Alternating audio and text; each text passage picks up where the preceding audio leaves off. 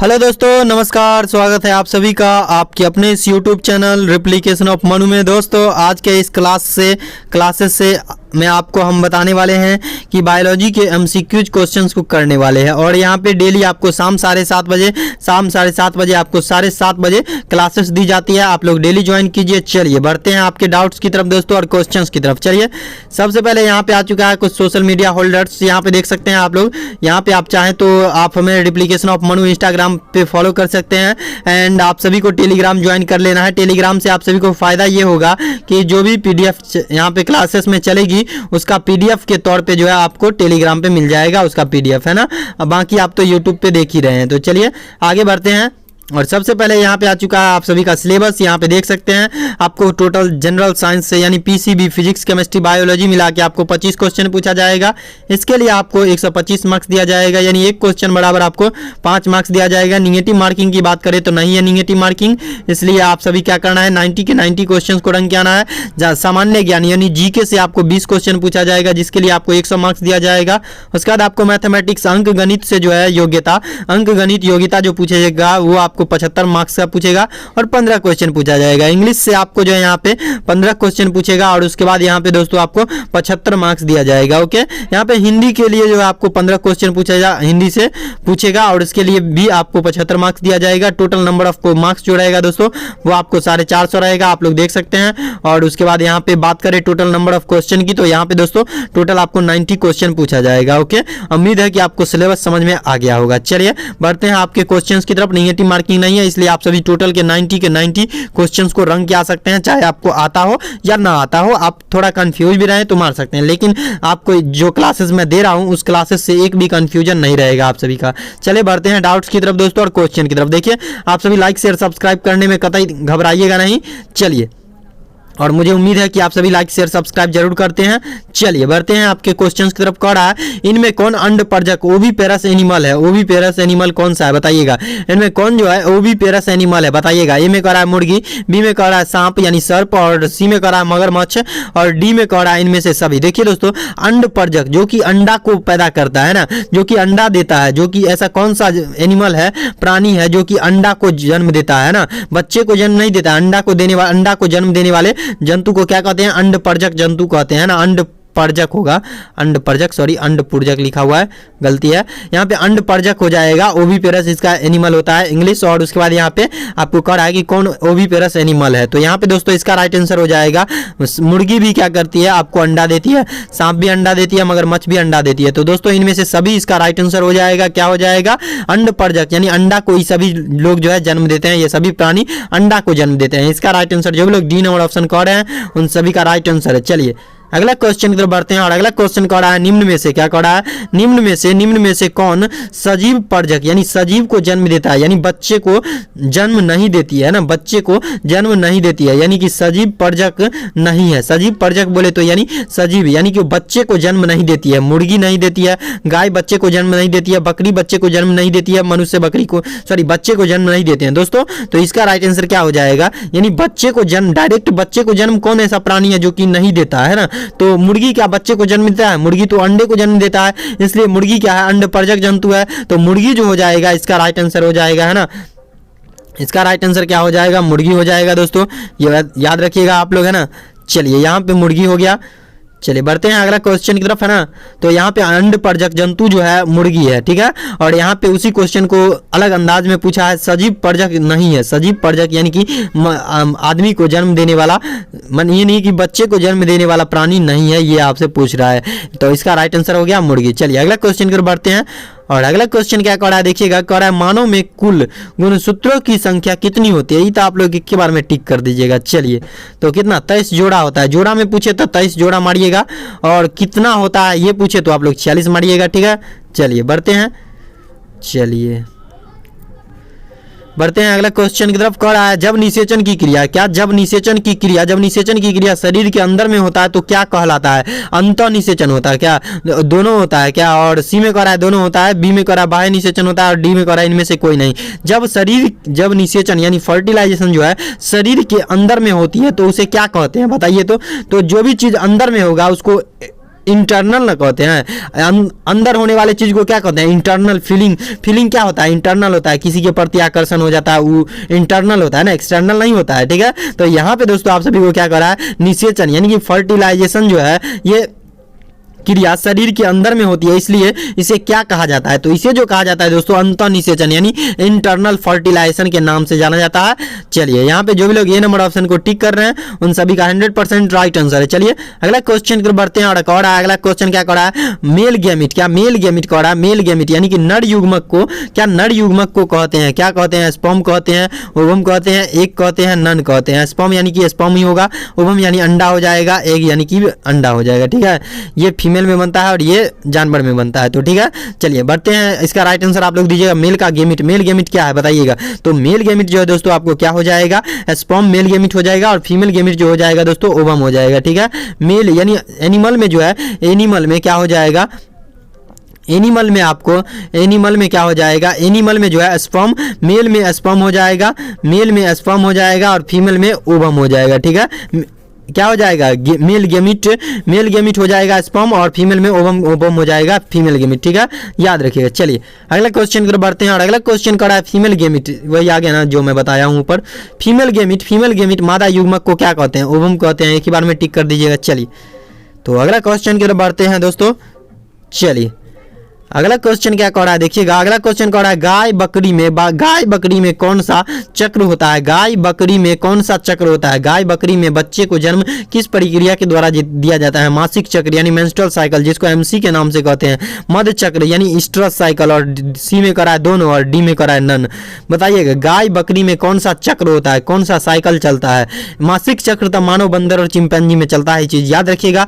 ये चीज MBBI है। मासिक चक्र जो होता है, ये मासिक चक्र जो होता है ना दोस्तों, ये आपको मानव हो गया, बंदर हो गया, चिंपैंजी, ये तीन ऐसे स्तनधारी जीव है जिसमें मेंस्ट्रुअल साइकिल की क्रिया होती है। बाकी दुनिया में जितने भी जीव है उस सभी में कौन सा साइकिल होता है? स्ट्रस साइकिल। तो गाय बकरी भेड़ बंदर कुत्ता बिल्ली में कौन सा साइकिल हो जाएगा? तो स्ट्रस साइकिल। इसमें क्या होता है? गर्भाशय का टूटा हुआ भाग बाहर रिलीज नहीं होता है, इसका जो होता है सेल डिवीजन, मध्य चक्र, इसको स्ट्रस साइकिल के नाम से जाना जाता है। और इसमें क्या होता है दोस्तों, जब भी मतलब कि ये होता है, मतलब गर्भाशय का भाग टूटता है तो इसका मरम्मत जो है अंदर में ही हो जाता है, जिसके कारण जो है ब्लीडिंग नहीं होती है। और इसमें जो है ब्लीडिंग होती है मासिक चक्र की क्रिया में, ठीक है। इसमें मरम्मत नहीं होता है और इसको टूटने, मासिक चक्र में जो है गर्भाशय की जब भाग टूटती है, इंडोमेट्रियम झिल्ली जब टूटती है तो इसमें ब्लीडिंग होती है मासिक चक्र में, ठीक है, याद रखिएगा। अगला क्वेश्चन की बढ़ते हैं। उम्मीद है कि आपको हमारी कोशिशें अच्छी लग रही होगी। कह रहा है अगला क्वेश्चन क्या कह रहा है? मानव के जीवन काल की प्रथम अवस्था को क्या कहते हैं? मानव के जीवन काल की प्रथम अवस्था को क्या कहते हैं? ए में कह रहा है जुवेनाइल फेज, किशोरावस्था, बी में कह रहा है रिप्रोडक्टिव फेज जिसको प्रजनन अवस्था कहते हैं, सी में कह रहा है सेनेसेंट फेज यानी जीर्णता अवस्था जिसको मरने का स्टेज कहा जाता है, और डी में कह रहा है नन। तो दोस्तों जुवेनाइल फेज, रिप्रोडक्टिव फेज और सेनेसेंट फेज में से आपको टिक करना है। मानव के जीवन काल की प्रथम अवस्था कौन सा हो जाएगा? तो किशोरावस्था हो जाएगा, ठीक है। इसमें क्या होता है कि मेल के मतलब कि मेल सेक्सुअल रिप्रोडक्टिव यानी रिप्रोडक्टिव ऑर्गन जो होता है वो पूर्ण विकसित नहीं हो पाता है, और जिसके कारण जो है बच्चे जो है यानी मेल जो है बच्चे को जन्म देने में सक्षम नहीं हो पाते हैं इस क्रिया जुवेनाइल फेज में, ठीक है, यानी किशोरावस्था में, ठीक है। तो मानव के जीवन काल की प्रथम अवस्था जो हो जाएगा दोस्तों जुवेनाइल फेज हो जाएगा। चलिए अगला क्वेश्चन की तरफ बढ़ते हैं और अगला क्वेश्चन कह रहा है, क्या कह रहा है? अगला क्वेश्चन कह रहा है मानव में प्रजनन, क्या कह रहा है? मानव में प्रजनन की अवधि मानी जाती है, कितना मानी जाती है? मानव में जो प्रजनन की अवधि होती है वो कितना मानी जाती है? तो देखिए दोस्तों किशोरावस्था जो होता है जिसको जुवेनाइल फेज के नाम से जाना जाता है वो आपको 0 से 12 वर्ष तक चलती है।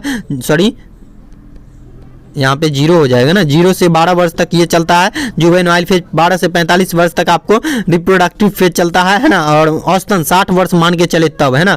औसतन जो है 60 वर्ष मानव की आयु है और इसी आयु में अपना सारा काम करता है मानव। यहाँ पे जो हो जाएगा ये 0 से 12 वर्ष हो जाएगा जुवेनाइल फेज, 12 से 45 वर्ष हो जाएगा आपको कौन? रिप्रोडक्टिव फेज, जिसमें मानव जो है बच्चे को जन्म देने में, अपने ही समान बच्चे को जन्म देने में सक्षम हो जाते हैं इस क्रिया में, है ना, जिसको रिप्रोडक्टिव फेज कहते हैं। और इसमें 33 वर्ष का समय मिलता है मानव को बच्चे को जन्म देने में।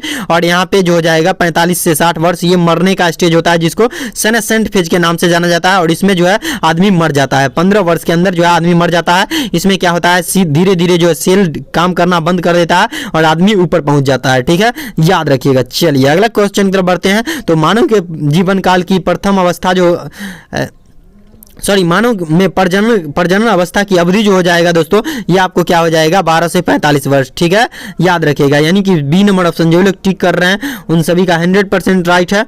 उम्मीद है कि आपको कोशिशें अच्छी लग रही होंगी। चलिए, कह रहा है मुर्गी की उच्च नस्ल कौन सी है? मुर्गी की उच्च नस्ल जो है सबसे अच्छा नस्ल कौन सा है? रोजी है, जया है, HH 260 है और सभी है। बताइए तो मुर्गी की सबसे अच्छा नस्ल कौन सा है? तो दोस्तों मुर्गी का सबसे अच्छा नस्ल जो है ये आपको कौन सा है? HH 260 जो है मुर्गी का सबसे अच्छा नस्ल है और ये काफ़ी अच्छा होता है। ठीक है, फॉर्म जितना भी मुर्गी फॉर्म होता है उस सभी में HH 260 मुर्गी का ब्रांड ही रहता है। ठीक है, याद रखिएगा। चलिए, अगला क्वेश्चन कर रहा है हाइब्रिड एवं पेरेंट के पेरेंट यानी कि माता पिता के बीच का क्रॉस कहलाता है। क्या कहलाता है? मोनो हाइब्रिड क्रॉस कहलाता है, बैक क्रॉस कहलाता है, टेस्ट क्रॉस कहलाता है और नन कहलाता है। देखिए, हाइब्रिड और एवं पेरेंट के बीच का क्रॉस क्या कहलाता है दोस्तों? तो ये आपको क्या कहलाता है? ये आपको कहलाता है टेस्ट क्रॉस। ठीक है, यानी कि कह रहा है हाइब्रिड, क्या हाइब्रिड और पेरेंट के बीच के क्रॉस यानी क्रॉसिंग ओवर की क्रिया को क्या कहते हैं? तो ये आपको कहते हैं टेस्ट क्रॉस कहते हैं। ठीक है, याद रखिएगा। चलिए, अगला क्वेश्चन की ओर बढ़ते हैं और अगला क्वेश्चन कह रहा है मेंडल का स्वतंत्र अभिवन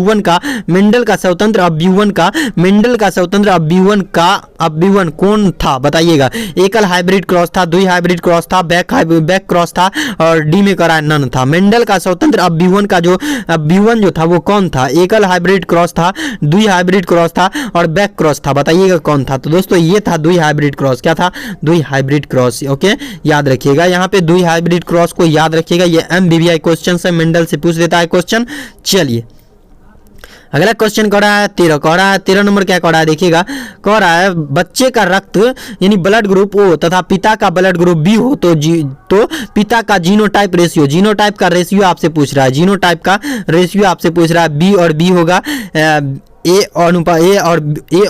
B और O होगा। C में कह रहा है A और सॉरी एक नहीं है, ये इस तरीके से है गैप है ना, और A और B हो जाएगा जीनोटाइप रेशियो और उसके बाद D में कह रहा है O और O हो जाएगा जीनोटाइप रेशियो पप्पा जी का, है ना। बच्चे का ब्लड ग्रुप जो है O है। ठीक है, बच्चे का ब्लड ग्रुप O है और बच्चे के पिताजी का ब्लड ग्रुप क्या है? B है। तो इसका जीनोटाइप रेशियो बताइएगा। पापा जी का क्या हो जाएगा? सॉरी, यहाँ पे ठीक से लिखता हूँ।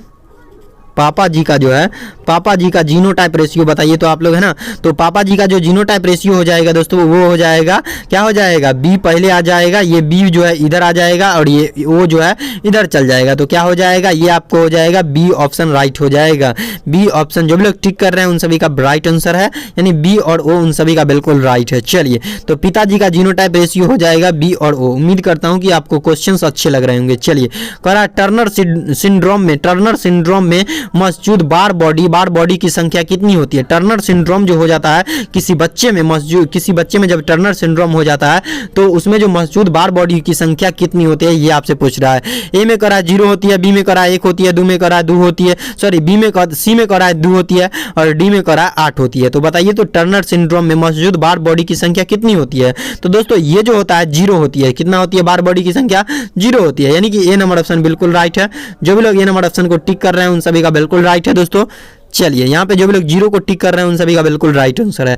बार बॉडी की संख्या नहीं होती है, ठीक है, 0 होती है। चलिए, अगला क्वेश्चन की ओर बढ़ते हैं और अगला क्वेश्चन कह रहा है एक मेल ग्रास हॉपर में सेक्स कंप्लीमेंट की संख्या कितनी होगी? ये आपसे पूछ रहा है। एक मेल ग्रास होपर है, क्या है? एक मेल ग्रास होपर है और उसमें जो है सेक्स कंप्लीमेंट की संख्या जो है कितनी होगी ये आपसे पूछ रहा है। ए में कह रहा है एक्स और वाई हो जाएगा, बी में कह रहा है एक्स हो जाएगा, सी में कह रहा है एक्स और ओ हो जाएगा और डी में कह रहा है वाई और ओ हो जाएगा। बताइए तो क्या हो जाएगा दोस्तों? मेल में एक मेल ग्रास होपर है, यानी टिड्डा जिसको बोलते हैं में है, ठीक है, उसमें है मेल ग्रास होपर है, मेल वाला ग्रास होपर है और उसमें सेक्स कॉम्प्लीमेंट की संख्या कितनी होगी बताइएगा आप लोग। तो दोस्तों ये हो जाएगा, कितना हो जाएगा पता है? एक्स हो जाएगा। क्या हो जाएगा? एक्स हो जाएगा। सेक्स कॉम्प्लीमेंट की संख्या जो दोस्तों एक्स हो जाएगा। ओके, याद रखिएगा आप लोग। चलिए, अगला क्वेश्चन कर बढ़ते हैं और अगला क्वेश्चन क्या कह रहा है? बढ़िया, अगला क्वेश्चन कह रहा है सबसे अधिक क्या कह रहा है? सबसे अधिक तथा सबसे कम जीन वाले मानव गुणसूत्र इनमें से कौन है? बताइएगा। सबसे अधिक तथा सबसे कम जीन वाले मानव गुणसूत्र इनमें से कौन सा है? ए में कह रहा है गुणसूत्र 21 एवं वाई और बी में कह रहा है गुणसूत्र 1 और वाई एक्स और सी में कह रहा है गुणसूत्र 1 और वाई ए और डी में कह रहा है गुणसूत्र एक्स और एवं वाई। तो बताइए तो सबसे अधिक तथा सबसे अधिक तथा सबसे कम जीन वाले मानव गुणसूत्र इनमें से कौन सा है, बताइएगा आप लोग। तो इसका राइट आंसर क्या हो जाएगा दोस्तों, इसका राइट आंसर हो जाएगा सबसे कम जीन जो पाया जाता है दोस्तों, ये आपको पाया जाता है एक्स और वाई में, ठीक है। गुणसूत्र एक्स और वाई में पाया जाता है, ये चीज आप लोग याद रखिएगा। चलिए बढ़ते हैं अगला क्वेश्चन की तरफ दोस्तों। यहाँ पे जो भी लोग डी नंबर ऑप्शन को टिक कर रहे हैं उन सभी का 100% राइट आंसर है दोस्तों। चलिए अगला क्वेश्चन आ चुका है, कह रहा है डीएनए में क्या कह रहा है, डीएनए में 20% क्या, डीएनए में 20% साइटोकाइनिन है, क्या है, साइटोकाइनिन है। तो एडेनिन का परसेंटेज क्या होगा, एडेनिन का परसेंटेज दोस्तों कितना होगा, बताइएगा। ए में कह रहा है 20% होगा एडेनिन, बी में कह रहा है 40% एडेनिन होगा, सी में कह रहा है 30% एडेनिन होगा, डी में कह रहा है 60% एडेनिन होगा दोस्तों। तो ये जो हो जाएगा, डीएनए में अगर 20% जो है साइटोकाइनिन होगा ना दोस्तों, तो साइटोकाइनिन जब 20% होगा तो एडेनिन का परसेंटेज कितना होगा पता है आपको, तो ये हो जाएगा आपको 30% जो है साइटोकाइनिन भी पाया जाएगा, ठीक है, याद रखिएगा आप लोग। यानी कि सी नंबर ऑप्शन जो भी लोग टिक कर रहे हैं उन सभी का 100% राइट आंसर है दोस्तों। चलिए बढ़ते हैं अगला क्वेश्चन की तरफ, है ना। और अगला क्वेश्चन आ चुका है, कह रहा है ट्रांसक्रिप्शन क्या, ट्रांसक्रिप्शन के दौरान क्या, ट्रांसक्रिप्शन के दौरान RNA polymerase chain reaction PCR जिसको कहते हैं, पीसीआर कहते हैं इसको, पॉलीमेरेज चेन रिएक्शन को पीसीआर, है ना। पीसीआर एक मशीन होता है, डीएनए अणु के किस जगह से जुड़ता है, बताइए। तो ट्रांसक्रिप्शन जब होता है तो उसके दौरान जो है आरएनए पॉलीमेरेज डीएनए अणु के किस जगह से जुड़ जाता है, बताइएगा। पॉलीमेरेज जो है डीएनए के किस अणु से जुड़ जाता है, डीऑक्सीराइबोज न्यूक्लिक एसिड के कौन से पार्टिकल से जुड़ जाता है वो, है ना, पॉलीमेरेज। तो बताइए, ए में करा प्रोमोटर से, बी में करा रेगुलेटर से, सी में करा संग्रही से और डी में करा अग्रही से, बताइएगा।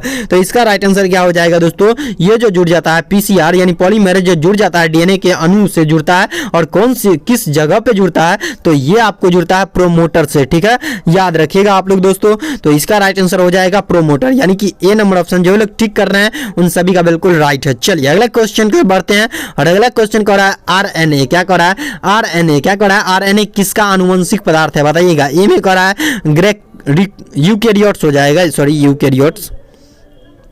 यूकैरियोट्स हो जाएगा, सी में कर रहा है टीएमबी हो जाएगा, सी में कर रहा है यूकैरियोट्स हो जाएगा, है ना। सी में करा सी और ये बी मान लेते हैं, बी इसको मान लेते हैं, बी और सी में करा यूकैरियोट्स हो जाएगा, डी में करा इकोलाई हो जाएगा। तो इसका राइट आंसर आप लोग दीजिएगा दोस्तों। तो इसका राइट आंसर क्या हो जाएगा, डीएनए किसका आरएनए जो है किसका आनुवंशिक पदार्थ है, आरएनए जो है यूकैरियोट्स, है ना, यहाँ पे यूकैरियोट्स में ही काम करना चाहिए। तो इसका आंसर आप लोग देख लीजिएगा, है ना। इसका ऑप्शन ही हमको गलत लग रहा है, इसका ऑप्शन पूरा गलत लग रहा है। चलिए इसका ऑप्शन ये नहीं होगा, इसका ऑप्शन गलती लग रहा है, आप लोग देख लीजिएगा। चलिए, या फिर इसको जो है हम टेलीग्राम पे डाल देंगे इसका आंसर। चलिए सबसे लास्ट क्वेश्चन क्या कह रहा है डीएनए में नाइट्रोजन क्षार अनुपस्थित होता है, नाइट्रोजन डीएनए क्या डीऑक्सीराइबोज न्यूक्लिक एसिड में जो है कौन सा नाइट्रोजनस बेस जो है यहाँ पे अनुपस्थित होता है, बताइएगा आप लोग, है ना। तो कौन सा नाइट्रोजनस बेस जो है अनुपस्थित यानी कि नहीं पाया जाता है। ए में करा है एडेनिन, बी में करा है साइटोकाइनिन, सी में करा है थाइमिन, डी में करा है गुआनिन, बताइए तो कौन सा नाइट्रोजनस बेस जो है डीएनए में नहीं पाया जाता है ना। तो दोस्तों ये आपको नहीं पाया जाता है, कौन सा पता है। इसका राइट आंसर क्या हो जाएगा दोस्तों, इसका राइट आंसर जो हो जाएगा आप सभी को क्या हो जाएगा, इसका ऑप्शन ही गलती है दोस्तों। इसका राइट आंसर क्या हो जाएगा आप सभी को, यूरासिल हो जाएगा। इसका सारा आंसर गलती है, इसका सारा ऑप्शन ही गलती है दोस्तों। इसका राइट आंसर हो जाएगा यूरासिल, ठीक है, आप लोग याद रखिएगा इस चीज को। चलिए best of luck my dear friends, आज के लिए इतना ही रखते हैं। कुछ लाइन्स मैंने लिखा है, चलिए एक मुर्दे ने भी क्या खूब कही है, ये जो मेरे मौत पर रो रहे हैं, अभी उठ जाऊं तो जीने नहीं देंगे ये लोग। चलिए दोस्तों आज के लिए इतना ही रखते हैं। इसी लाइन्स के साथ आज का ये क्लास यहीं पे एंड होता है दोस्तों। आप सभी को क्लास कैसा लगा प्लीज कमेंट करके बताइएगा। आपके प्यार का, आपके जवाब का, आपके कमेंट का हमें इंतजार रहेगा दोस्तों। चलिए आज के लिए इतना ही रखते हैं। Thanks for watching dear friends.